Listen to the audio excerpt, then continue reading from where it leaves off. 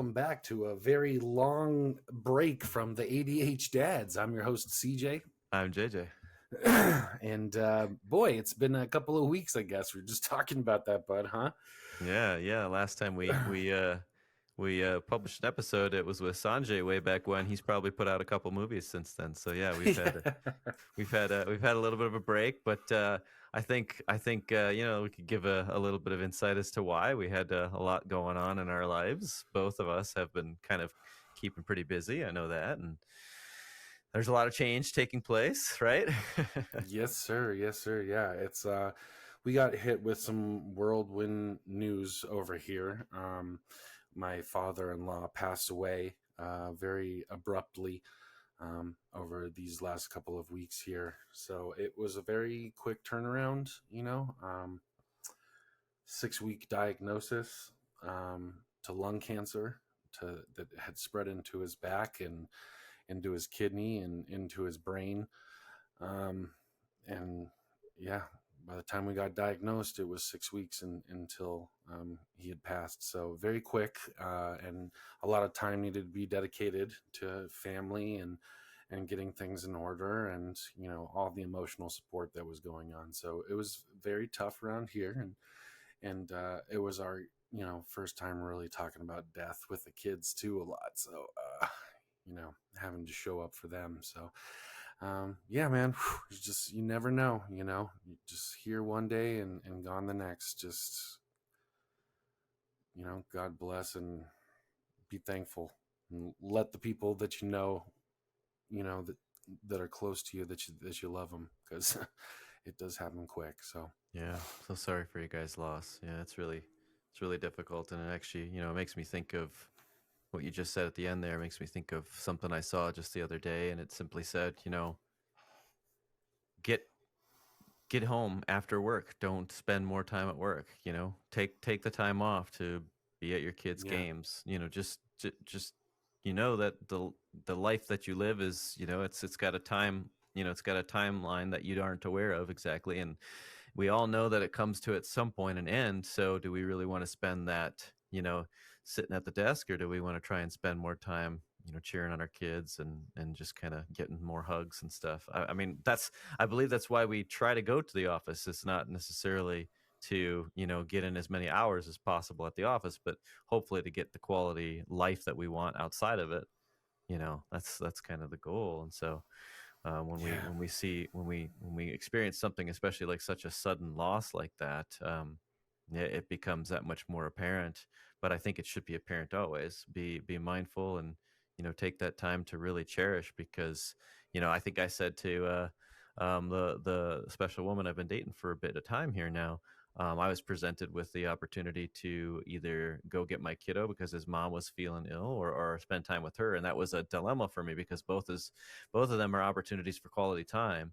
And one thing too is I as a co-parent, I get to see my son, roughly 50% of his days. So that means everything matters. Every minute counts, and not that it wouldn't if I had him every day, but it's just even more obvious to me that that time is only available so much. And and then throughout the days of the week when he's in school, I get him from school aftercare after I'm done working, and I've got like 3 hours with him, and then I put him to bed. So the majority of his day is either sleeping or not with me. So our time with our kids and our time with our loved ones is, it's very minimal compared to the amount of time we spent doing other things. So let's pursue the time that we can with them as much as possible. yeah. And it's just sad, he was a truck driver, so he was gone a lot of time, really was making some choices here later in his life to really try to step away from work and spend time with family. We just had planned a trip to go to Hawaii. He was going to take the grandkids up and have a grandparent trip with our kiddos here. And we paid for that whole trip, and just days later, this diagnosis happened. So it's just a shame. You never know what you're planning, and yeah, time is precious. Time is short. It's the most valuable resource I think that we can give of ourselves. Is our time. So My Being my intentional mother with it. Yeah, my mother, years back, her mother passed away, and this is a mother of 9 kids, and their father died when my mom was young, and after my grandmother passed away, my mother received a certain amount from her estate, and she had this idea like I want to spend time with the family using this. So I want to take them on vacation. I kind of wonder, never really asked her like what does that look like, because I know this is a decision based on a loss in some ways, and there's that probably that feeling of needing to make these connections, make these relationships, you know uh thrive, and really create another set of memories, because we know our time is limited. I'm curious because, yeah, just like you guys experienced recently, that stuff comes to the front of the mind more so when we're facing it. But what do we do Yeah. to just take advantage of today?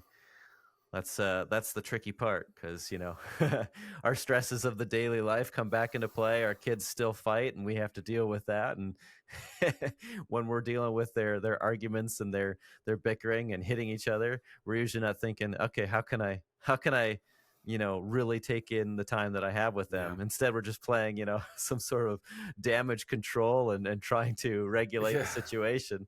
But gosh, even still, like we think about it after the fact, maybe a few weeks later, and we kind of chuckle, because we find certain things that we know about our loved ones in those moments, and we can laugh about it later. Well, how do we translate into the moment to make make a difficult moment something special like that? That's something I think that just comes to the front of our mind when we're facing the reality of life and Well, the I loss was just in gonna say, life. brother, nothing has been more of a piece of humble perspective pie than having death at the forefront, in our family. Um, you know, though these kids are wild and it gets messy and it's a ruckus, on most days, I'm just extremely grateful that I get to be a part of it. And death is funny because it's something that we don't want to think about, we don't want to talk about in a daily conversation, until it's at the forefront of our mind, and then we have these big grieving traumatic moments because we feel so ill prepared to talk about it, to think about it, to experience it, and to go through it. And there's a beautiful poetic irony to it, I often talk about that poetic irony of life, but I mean, it was really wonderful. That's that seems like such a weird word to use during this time, but it felt like a, oh god, my head is all over the place of how I want to tell this story. I guess I'll just go back to the beginning, where our middle, it was crazy kind of seeing how death affects, our neurodivergent child versus our neurotypical child, and it was total opposite ends of the spectrum, where neurodivergence said, I don't understand why I should be sad, you know, or I don't get it. We only knew Grandpa Harold for a couple of years. This was my wife's stepfather. It's a new marriage, happened so quickly. And where our middle child, who we're pretty sure is an empath, she's like on the complete opposite end of the spectrum. She just soaks up the emotional, temperature of the room, and she just like it puts it out there. And she was just devastated by this news, trying to understand what death is and where grandpa's going and who's affected. I'm losing my grandpa, that means mama's losing her father, that means you're losing your father-in-law, and this person's losing her brother, and this person's losing, so she was just kind of going through that, trying to really understand that. And when we went over there to say our final goodbyes, when he got moved into hospice care, we were kind of worried. Do we tell the kids? Do we not? How's this going to affect him? Because, our middle child was so big with these emotions of, having almost panic attacks, saying. some concerning language around like I need to kill myself so I can say hi to Grandpa Harold, you know. And she was ready to have the whole family commit mass suicide. You know, it was like, well, sweetie, if you know you're gone, I'm gonna miss you. Well, then you'd have to kill yourself too. You know. Well, he's not dead yet, sweetie. You know. Oh, that's right. You know, so we were kind of worried about like introducing this level of it, you know, and it was kind of at that point like could happen any day, and we did definitely want to have the kids be there and have it happen. um but we, you know, brought them over to say their final goodbyes, and he had all of his family over and members from the church and the community, and it was a full house and everybody was laughing and eating. You know, it seems like a potluck and a family reunion more than anything else. And Aubrey even said like, why is everybody so happy? Shouldn't everybody be sad? You know. And I think it just goes back to what we're talking about, like, you know. And I tried to explain to her like, we're only sad because there's something great that is no longer going to be there. And while he is still here, we want to remember all those great things, you know, so that we can think of those things. And like we're saying, it's, man, death is a really hard but beautiful reminder of how fragile all of this is and how silly the days are of getting frustrated over the messy house or the meltdowns, you know, because ultimately it's just the short experience that we have together. So, you know, Yeah, yeah.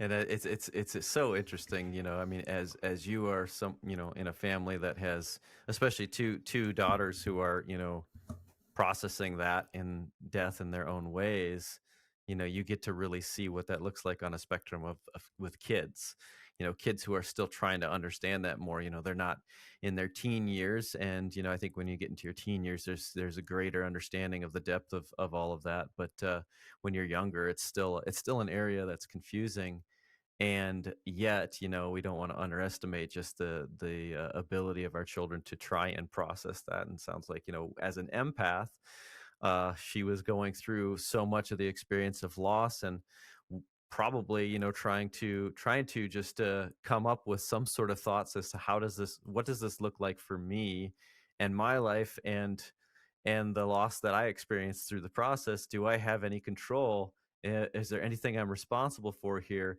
And her mind just wanders to the point where the extremes, like, well, this person's gone. This person had so much that they contributed to my life. Now I have no contributions from that person anymore. That seems like you know, something, you know, monumental in their lives. And I think in some ways expressing just how large that seems to be as a loss in their lives is something that's really important for us to, you know, to be there and understand with them, and you know, just let them talk about it. Because even if it's not that big, like she wasn't recognizing why people could be happy in that moment, there's a great, you know, conversation to be had there. And I'm trying to balance that a little bit with Cohen even now. The examples that I give won't necessarily be just about death, but I do have a couple of death examples too. So his grandfather, on his mom's side, also had a cancer diagnosis and ended up, you know, succumbing to the cancer. And I went and visited when, you know, when Cohen was there, and it wasn't too far before his grandfather passed away, and Cohen was just sitting at the feet of his grandfather as his grandfather sat quietly in this chair. And Cohen just said, you know, Papa, are you going to die? And his grandfather didn't respond, but it was so matter of factly, like, you know, it's just wondering. It almost seemed like, I'm just curious, are you going to die? Because I don't know what that means really, and I just wanted to ask the question. Fast forward to, you know, a couple years down the road, I think it might have been, you know, after we've moved here to Salt Lake City, and we got to talking about different things, and he asked me, you know, about you know, if I was going to die someday, and I said yeah, and he started crying. He says, I can't, you know, you can't die. And he was just so overwhelmed with emotion. And I was really curious, and just this last week, you know, we get these, I mentioned to the audience here a few times, we get these daily reports from his school with a thumbs up, thumbs neutral, or thumbs down. and generally we just get comments about when it's been a thumbs down day. And I couldn't quite understand all of the words that the teacher wrote in the thumbs down day, but I got curious about it, and I know that my son, when I ask him about those days, he says, "I don't know," or "I'm not sure," or "I don't want to talk about that." And that's usually what I get for an answer. Typically speaking, that's all I get. But the reason why I bring that up in this particular conversation is at one point in that day, I said to him, Cohen, regardless of what your day was looking like, and if you want to talk about it, just know that um, I am I'm here for you, and whatever happened at school happened at school. I'm not going to then start to come down on you and give you some sort of like criticisms over your day. I'm just curious to hear, your perspective and how things went. Ultimately, I told him this. Ultimately, your mom and I were your safest people. And then the teachers at school are also supposed to be your safest people. And then I, gently brought in the message that, every kid goes to school, and that's an expectation that that's a safe place for them. So essentially the idea was is, you have a lot of people looking out for your safety and your best interest because we care about you. And that got me thinking about that previous conversation about death and his scare, being scared. Or that one time he was shining a laser pointer on the cars driving by down below. And I said, buddy, that's not good. That's illegal. And some people have been, sent to jail for, shining laser pointers and, at planes and stuff. And he goes, "Would you be sent to jail?" And I said, "Well, I mean, I don't know. I wouldn't think so." He says, and he started crying. You can't go to jail. What would I do? And so that made me think, that's a sign of his trying to process what loss looks like. And even my message to him saying, your mom and I are your safest place. Well, if our kids lose a parent at a young age, like that whole sense of security is now it's gone, and that's very scary. So what do we do? How do we prepare for that? I don't know if there's ever a real true good answer for preparing for that. I mean, like my kid, he probably has an anxiety disorder of some sort. When it comes to neurodiversity, there's often another diagnosis that can be had, and anxiety is one of those top ones in neurodiversity. So I think about those things, the idea of loss for him, that still feels gigantic, and it feels like that's an impossibility to overcome.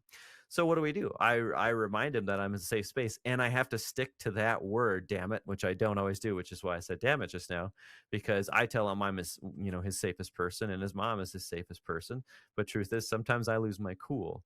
But ultimately, what I'm trying to say in all this is we don't know when that time comes, but we do have the opportunity to be the example and the model to our children by trying to be their safest space as often as possible and giving them the space to really explore those emotions, because that's going to ultimately help rear them into the point where they're going to feel safer about and more confident about moving forward when they do experience those losses.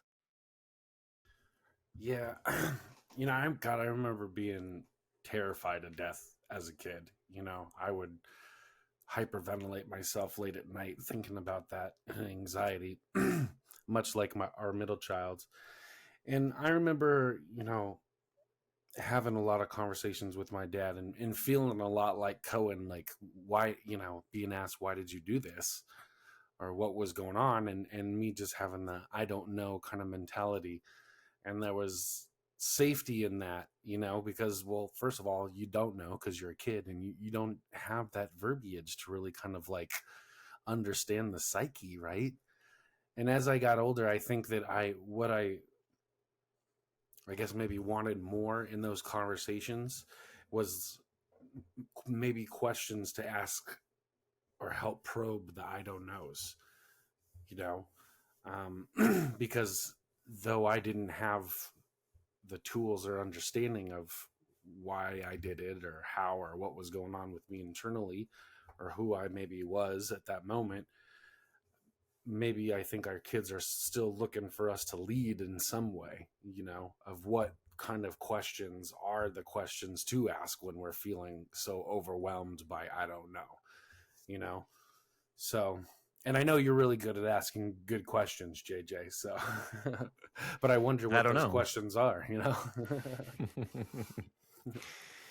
Yeah, I mean, well, honestly, like I think speaking of anxiety and fear of the unknown and what comes later, I think sometimes we need to seek out tools and what's available out there. I know I can think of, oh gosh, what is it called? It's like a an anxiety scale test, which we can put some in the show notes, whether it's for preschoolers or adolescents, teenagers, what have you, to help parents not only go through the process of trying to understand their kids by answering these questions, but in some ways helping themselves. I mean, that's one of the big things that I could say. Where does anxiety come from? Well, we could talk about genetics, and we could also talk about environment, and both of those usually include parents. So if we are exhibiting anxiety and fear and sadness and uncertainty and stuff, well, our kids are probably going to be experiencing that as well, and they have yet to really try and package that up and then make a translation of how do I exercise that through the process of going to work or going to school. At the moment, it just feels like a big state of overwhelm.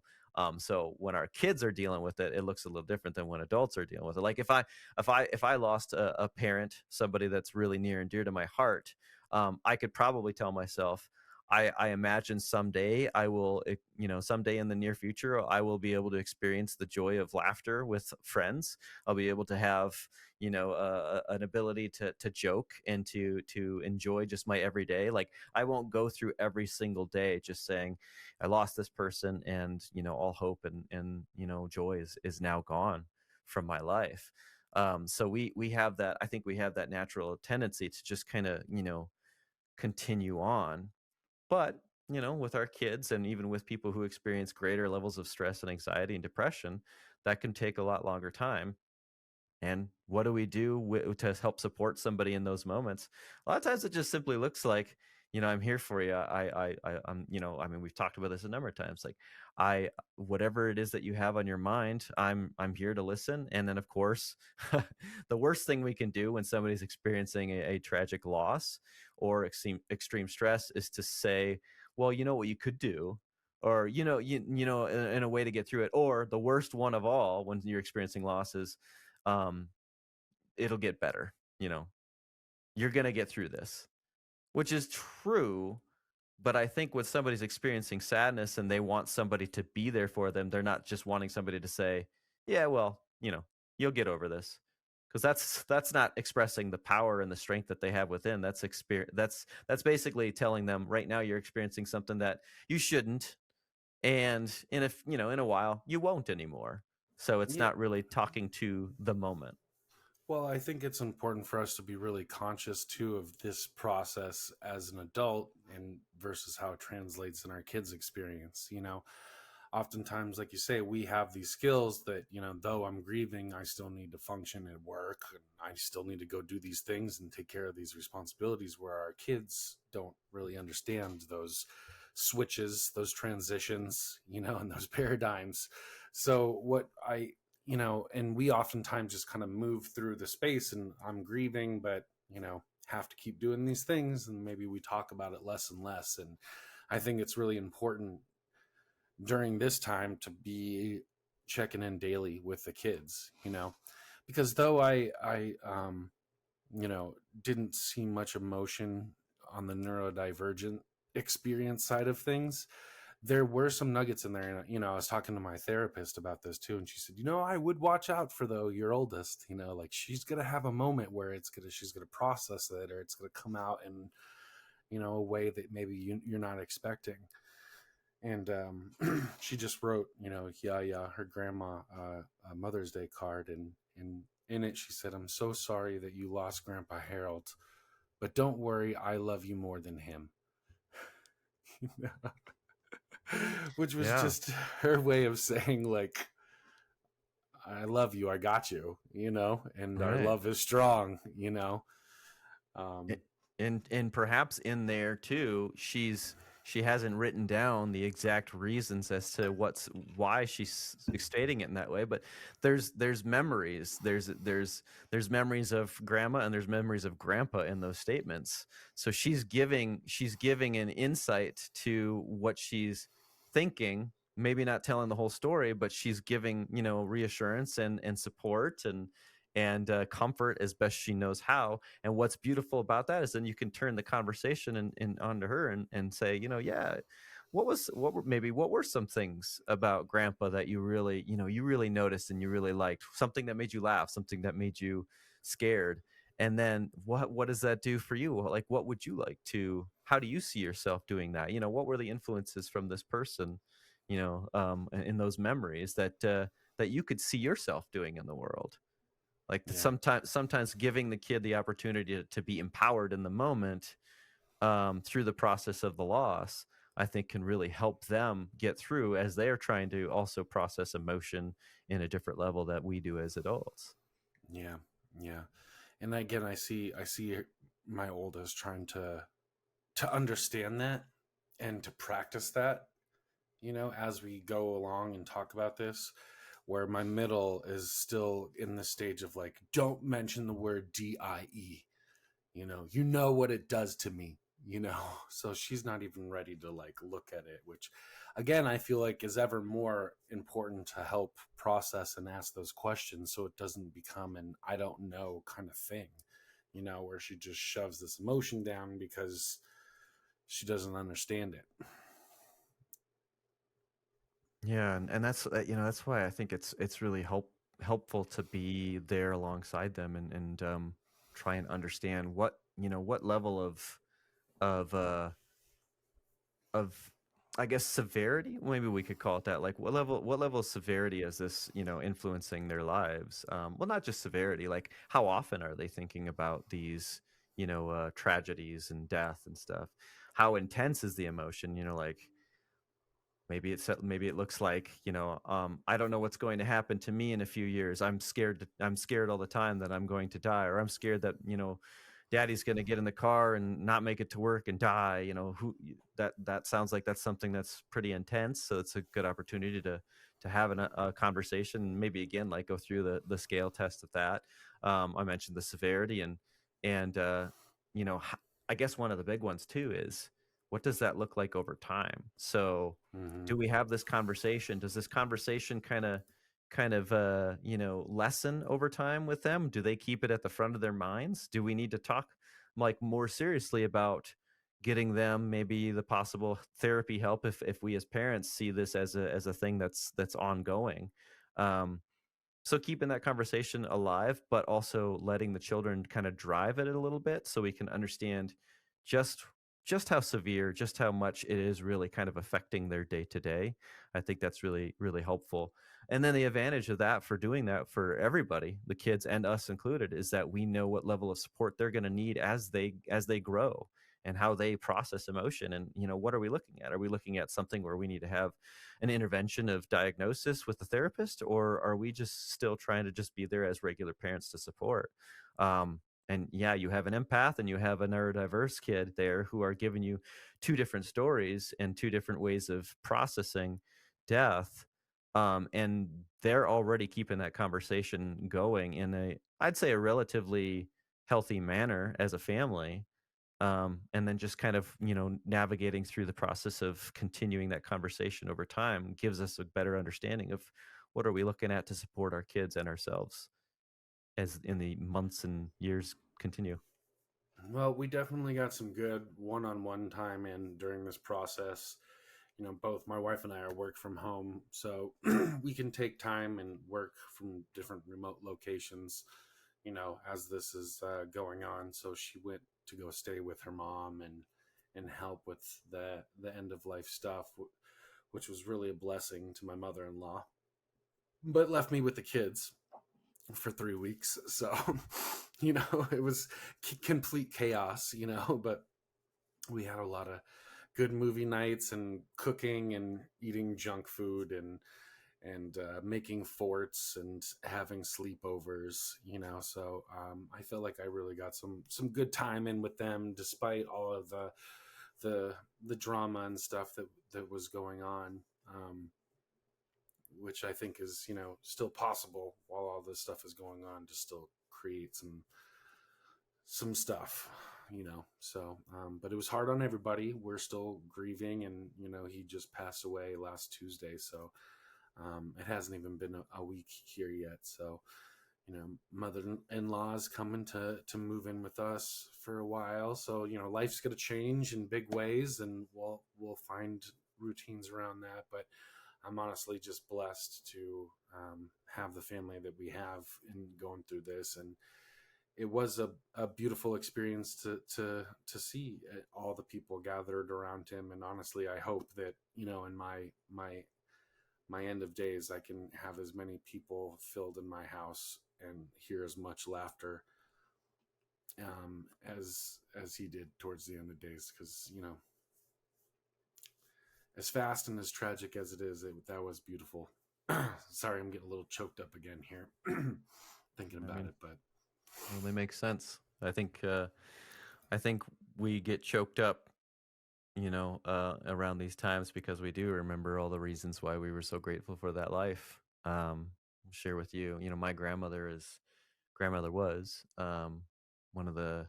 I always say like the top three people in my life. Honestly, I don't have a list. I'm not like, all right, at number 20 is, I don't do that. But yeah, my grandmother was just such an important part of my life. I would call her, when I was living in Texas, I'd call her at least once a week, spend an hour or more on the phone with her. And she always said, I would call you, but I just know you're so busy. And I told her, I said, Grandma, you can call. And if I'm busy, then it'll go to voicemail. And you can leave me a voicemail, which would make me happy. But she always stuck to the idea like, oh, I know you're busy. But she was so sweet, always thinking of me.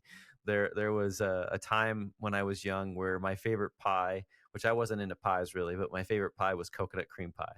And she came, she came to the house, to visit. This was when I was living with my parents, and I had a little Bichon dog, um, and she brings this pie in, got this big meringue on the top of it, and I was just kind of floored. My grandma just at a random time decides to bring this coconut cream pie, and we walk her out to the car to say goodbye, and I come back in, and the dang dog jumped up on the table and had his face right through that meringue, and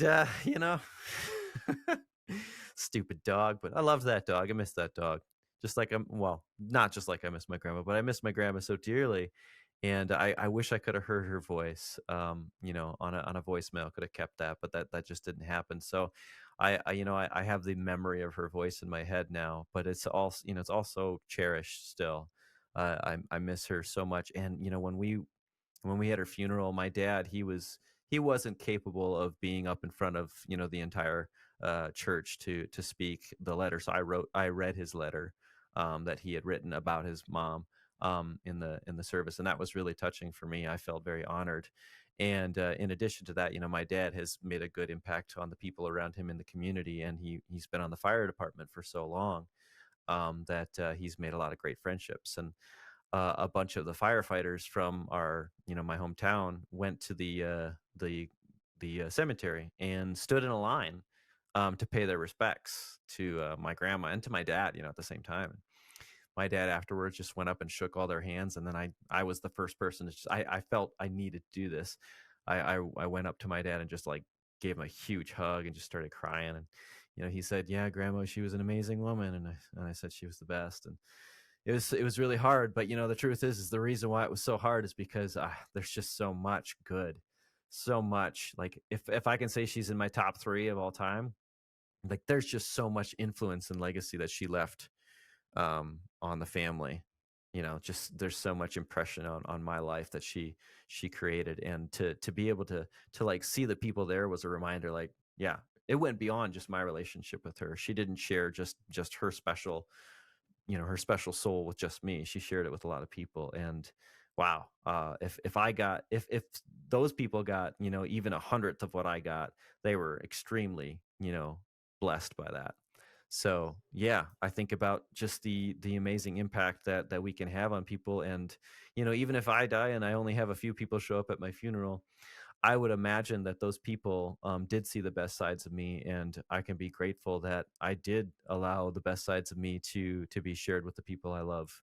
Um, so the celebration of life, ultimately at the end of life, is something that we don't want to get to, but we know we can get to, and that's why living today and experiencing that love and those memories that we can create now, they'll bring us to that those laughter moments and those tears in the end when we're celebrating. And I don't know, beyond that, I think that's the thing that I want to kind of continue to remind my son about, is that, going back to the idea of quality time. And, well, hell, let's just talk about leave from work, vacation. I'm spending a good chunk of money because I'm insane, and we're going to go to Disney again here in October. But I say this, I say, you know what? I can create memories here at home, and I also know we can create amazing memories while at Disney here in October. And I don't want to look at it as a drain on my bank account. I want to look at it as constant deposits into the life account that I have with my son.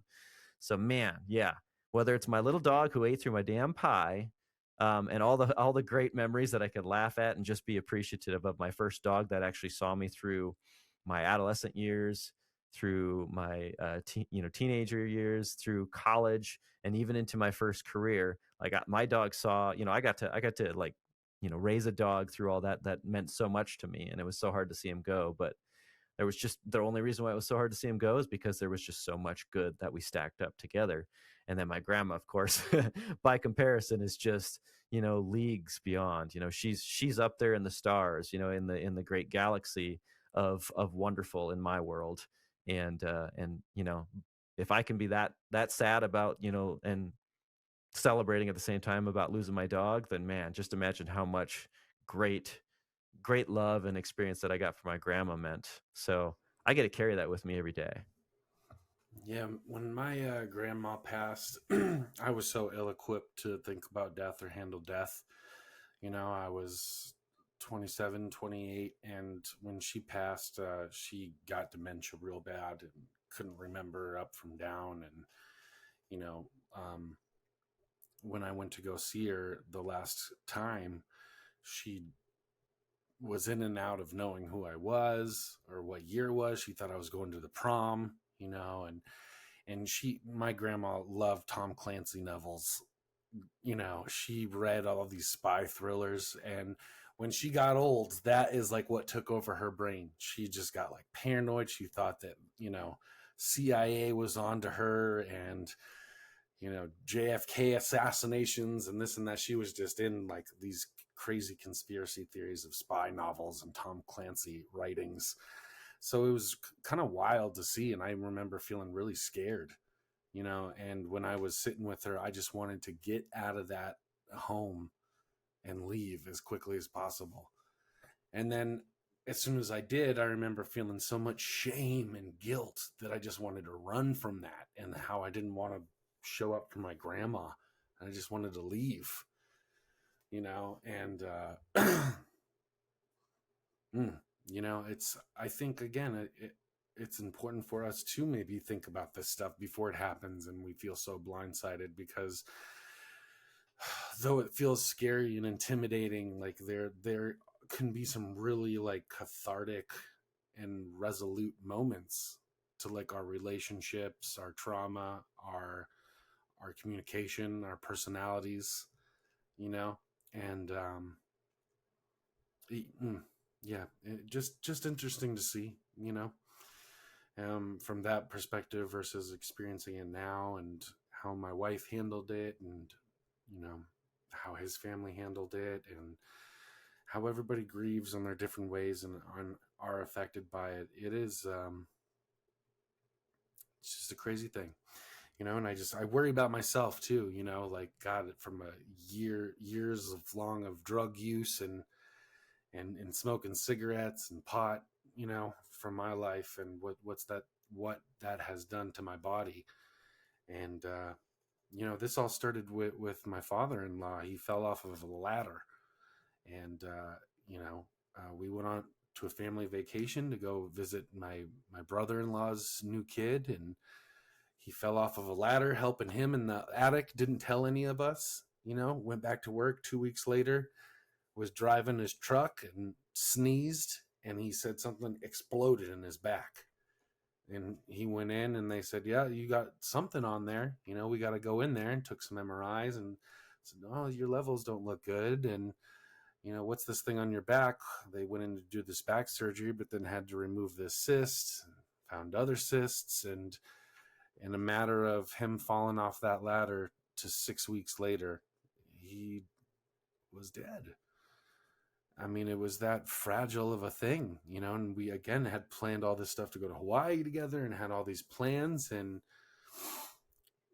uh, man, if he had not fallen off the ladder, would the cancer still have killed him in 6 weeks? And we would not have known, like, go get it checked out, go get the screenings, go find it out. Stage 1, not stage 4. And it's just Okay. fragile, brother. It can all be taken away. And I got my uncle right now who's battling leukemia too, and my grandma on the East Coast who is also going through her end of life transition right now, and has sundown syndrome, where she doesn't know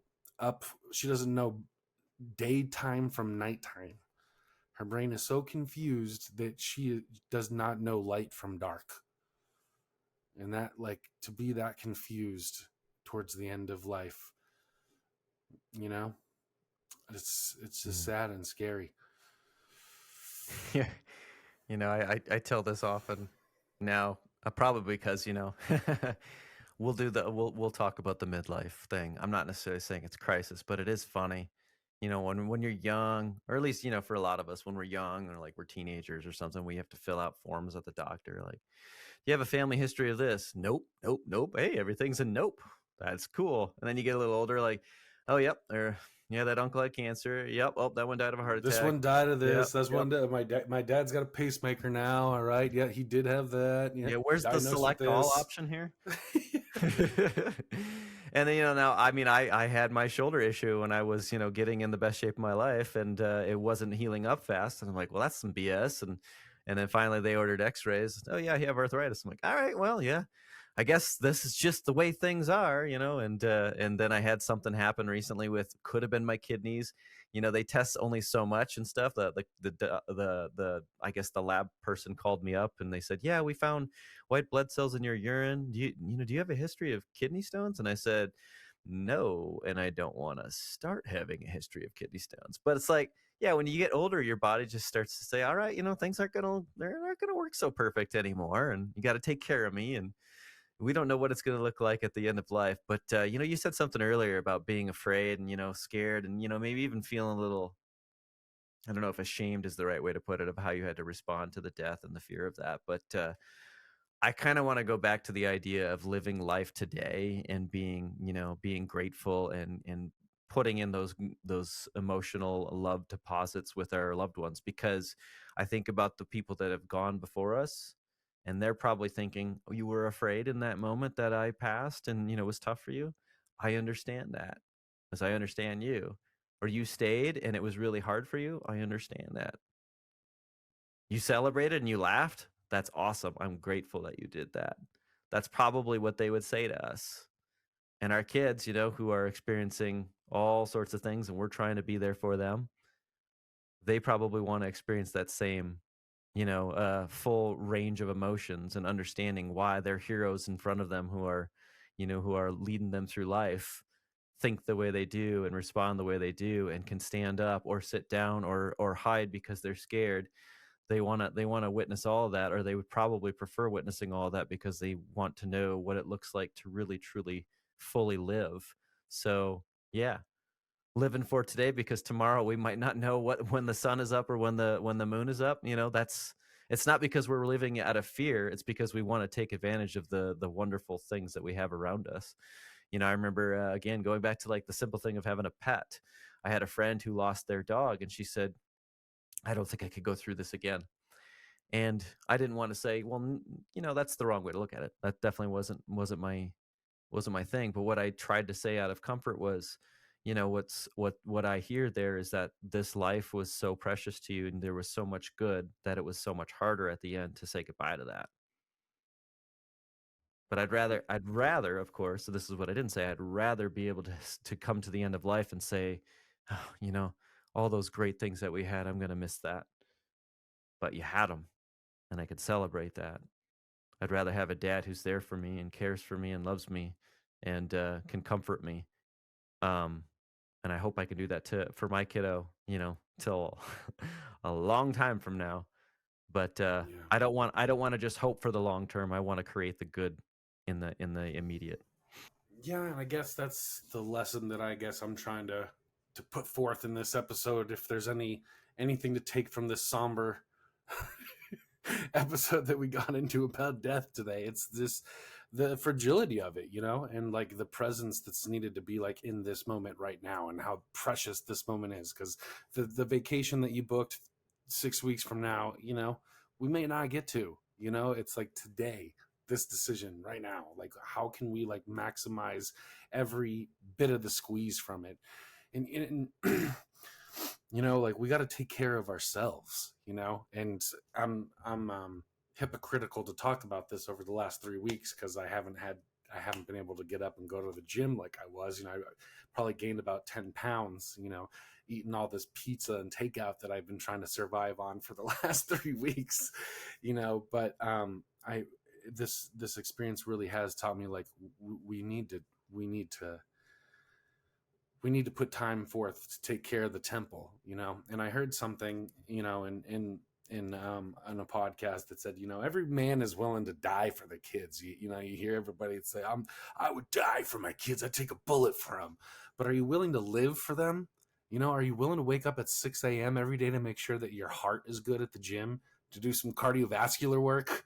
Are you willing to put down the cupcake and pick up the apple, instead, and live for them, right? And I think that, like, I'm really going to try to practice that mentality, in my decisions every day, because I do want to be here for a very long time with these kids, and I want to see grandkids and maybe even great grandkids, and there's a lot of life that I want to be around for, and that I want to be able to enjoy.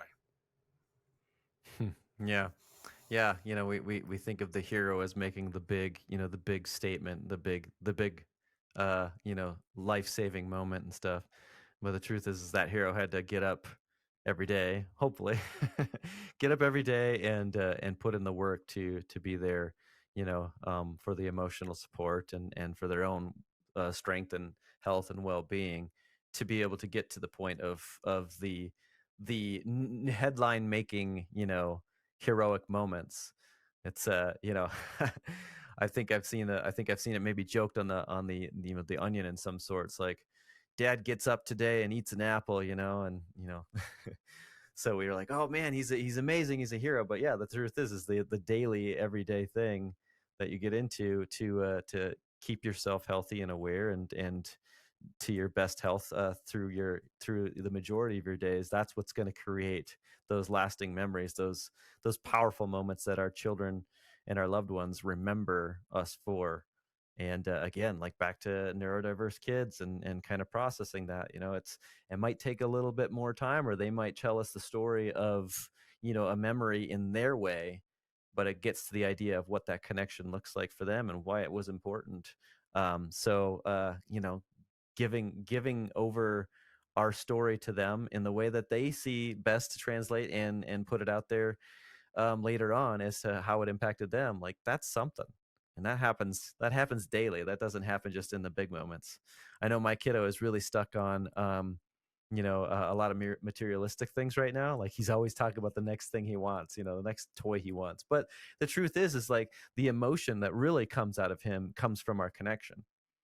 That's what really matters. And I am such a hypocrite sometimes, and I'm not trying to be shameful and make myself out to be somebody worse than I truly am. But I think about the times where we go home and I tell him, yeah, homework time, and he gets really upset. And I have a choice in that moment. I can either support and affirm and validate. Support doesn't look like, all right, no homework tonight. But, just being there to understand why he's feeling the frustrations. That's what's really mattering to him now. And that's what the hero looks like. I'll never forget that moment where we came home and he was just he must have had a day that was tough and he couldn't really express it, but he expressed it in his frustration and stress and anger when I and sadness when I told him that we had to get to our homework still, and he started crying and he slammed his hands down. I know I've said this story on the podcast before, but I just let him get it out there, and then I just picked him up and put him in my arms, and he said, "I love you," with through tears. "I love you," and I realized, okay, that's what's showing up. That's what being the hero looks like. Doesn't mean you fit. You doesn't mean you give in. It doesn't mean you fix everything. It means you're there. Yeah, I was literally just having this thought the other day as Caden was following me around all day, telling me about all the cars that he wanted, you know. And I think it was a run on sentence that started from 7 in the morning to, 9 at night when he went to bed about Coco, can you get this car for me? Because I saw it on this show and it had this car remote and it did this and it had a green top and wheels that were this. And, he just detailed everything and repetitively over and over and over again.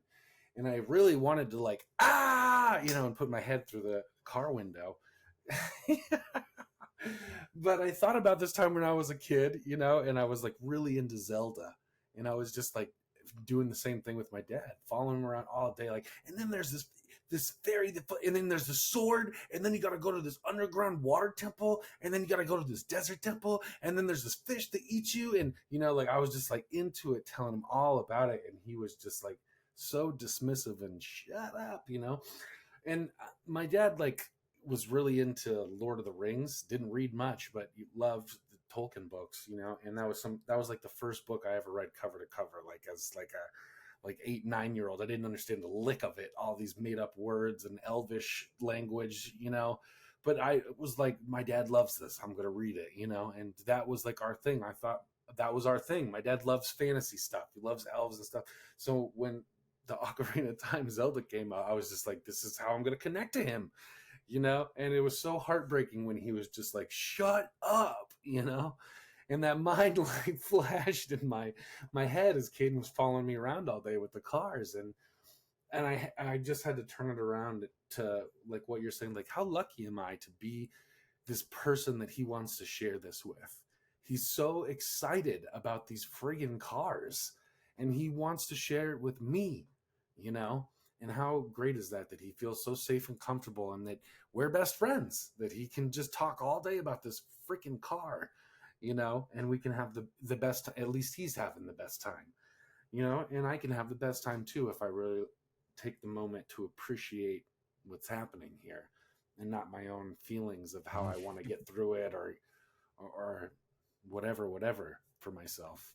I love that. That just makes me think of my relationship with my kiddo. And sometimes I'm looking in the moment, just maybe impatient and just not wanting to experience what it is that he wants to experience or share with me. Um, you know how kids they watch something and they know they like it, so they just want to watch that again as opposed to like continuing to explore what else is out there. Yeah, Cohen gets caught up in certain videos of like kaiju monsters and stuff, and he'll watch the same ones on YouTube. And Oh, I it's love just it. it's just I'll watch basically, kaiju monsters with them. but it's just like it's just like a monster standing there, and then the words of the what it is, and it'll be there for like 5 seconds or 10 seconds, and then it'll move on to the next one. There's no action. It's just like you get to see them, and maybe they roar or something, but that's about it. And he'll say, "Dad, check this one out. Which one's this one?" I'm like, well, it's still that, it's still the big giant spider or whatever, same as it was 20 times ago. Um, and then he was watching The Incredibles, and there's this, this big ball robot that learns its enemies' abilities to eventually defeat them. And it's a cool idea. I really dig it. But after seeing it so many times, it starts to lose its value in your head. You want to kind of move on to something that seems fresh as an adult. But he was just studying it and studying it, and he would ask questions and he would talk about it. Well, today he's doing what they call kid co-oping. He's teaching kids in his class what to do. What is he teaching them to do? To draw the Omnidroid from The Incredibles. So he's been studying this thing and he's been drawing this thing because he is prepared to teach and to share. And that is an amazing thing. So all those little moments where he's just talking about what I think is the same repetitive thing, he's preparing himself for something greater. And I did not at times even give myself the luxury of thinking beyond the simple I'm a viewer and I'm consuming the same thing. He was like, "No, Yeah. I'm now creating something from this and I'm sharing it with the world." So much more brilliant than sometimes we give our kids credit for. So, like you with Legend of Zelda is a great example of just world expansion. Kids get to see so much of the world within a game and explore. And what can you do? Maybe you go outside and you go into a fantasy world in your head and you create these things. Like, what was it? Bridge to Terabithia is a great example of these kids who, they went out into the woods and they created this larger than life fantasy world for themselves. And that's what all they needed. And they started from something small Don't and tell made me something about big. Bridget Terabithia. That Yeah. book and that movie made me cry so hard, Yes. JJ. Yeah, and speaking of loss and tragedy, and trying to go through that, it's a real thing. And I know I didn't intend to make that kind of come back full circle, but it So gives our sad. kids like through the process of their thinking and connecting with us, it gives them the opportunity to really value the things in their life, whether they're small or big, to make Yes, totally. make sense of daily life, make sense of connection. And Yeah. so Caden was doing that. Sorry, yeah, go ahead. No, I'm sorry. I just got excited because that I've been homeschooling Caden now for the last half of the year because we took him out of the place that was like 4 hours of travel a day. So I've been homeschooling him and I've been having a really hard time with his numbers and his letters. He just doesn't want to be motivated for it. As soon as it's like, oh, you know. But we walked to go get his sisters to go pick them up, and as we're walking through the parking lot, Coco, what kind of car is that? A Toyota what? Coco, a Nissan what? That's a BMW. What about that? Is that a Nissan? He can remember all the different brands of cars and the makes and models as we're going through the parking lot. He's doing great with his retention and memory, like it's just we got to find something that interests him, and through that we can be, yes, Toyota's a T, right? We're not doing alphabet linear, but we're trying to connect these dots, and he's remembering and he's curious about these things. So like, why not use what he's excited about to like get him excited about learning? That is so funny. I know it's a little bit of a departure from talking about death and anxiety, and I think we're gonna explore anxiety with our kids and how we can help support them in a future episode. But you know I had the opportunity to sit down with one of the great dad friends that I know, and he we talked about Cohen because Cohen was there. It was just me and these dads, and Cohen was with me. So they got to see him, and he was full of energy and bouncing around, being his wild happy self. And so we started talking about ADHD, and one of my friends there sitting, he said, when I was young, I got kind of in trouble with the teachers, and they talked to my parents saying, yeah, he's always drawing. He's not focusing in on his homework and stuff. He's getting distracted and doing all this drawing and stuff and doodling. And well, he actually is like a designer today, and he uses his designing creative abilities to be successful in what he does. So I think about that and I'm like, oh, so the teacher could have said, yeah, he's not doing that stuff, but he's preparing for his future, and I see great things Yeah. coming. Instead, it was like he's just not doing the things he's supposed to do. And so, yeah, you tap into that positive thing that your kiddo is sharing with you. And man, I mean, let's let them succeed in that. There's so much great opportunity. And two, like, wow, we're paying attention, we're making that connection, we're doing that time that we have together to create great memories, to build that bond. We're kind of knocking a bunch of things out all at once in that process. So He may not be able to count to 20 with the rest of the kids in pre-K, but he will be able to name all 35 car brands and the makes and models that they produced for the last 3 years. I'll tell you what. yeah, and does everything need to be exactly in line with all the other kids? I know we have standardized testing and stuff, but the truth is standardized testing should be a measurement of trying to find where you're going to go in life or where you'd like to go, rather than just trying to, determine who gets in, who doesn't. And I know it's not as simple as that, but honestly, like, yeah, back to the idea of valuing life and valuing today. Well, that's going to mean we're not going to all look the same, people, and it's good. Yeah. Yeah. Well, thank you, brother, for the talk today, and apologies to our 12 listeners for taking the last few weeks off as I show up for the family here. But let's keep the ball rolling, brother, and I'm excited about the conversations we have planned for the next few weeks. So thank you guys for listening. Make sure to drop us a review. That's the best way to support this show, really help us get off the ground here. We love hearing from you guys. So thanks again. Until next time, I'm your host, CJ. I'm JJ. And this has been the ADHDads.